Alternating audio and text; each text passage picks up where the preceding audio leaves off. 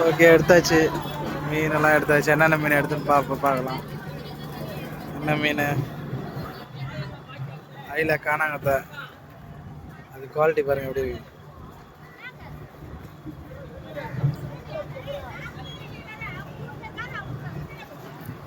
அழுக்குது.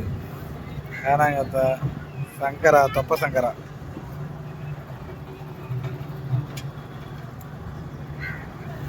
பால்காரல், அப்புறம் வந்து கல்ரா. கல்ரா வந்து ரொம்ப பெருசில் ரொம்ப சின்னதில்ல, மீடியம் சைஸ். அளவு பார்த்தீங்கன்னா நடு விரலோட பெருசு. இதுதான் அளவு. ஓகே,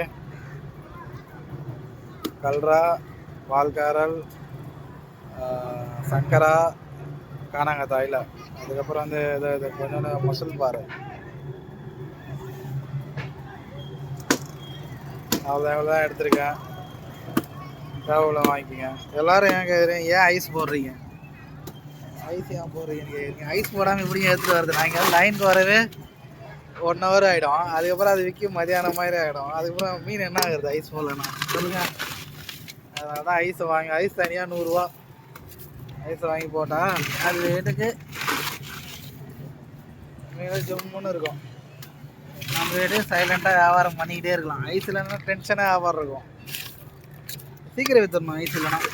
ஐஸ் இருந்தால் பொறுமையாக வைக்கலாம். நம்மளுக்கு வியாபாரம் லேட்டாக தானே ஆகுது. ஏன்னா எல்லாம் லாங்கு, போய் எடுத்துகிட்டு போய் கொடுக்கணும். அதனால் இப்படி தான் ஐஸ் போடுறது. சரியா? போட்டு விட்டால் அது வேறு கிடக்கும். ஓகே, அவ்வளோதான்.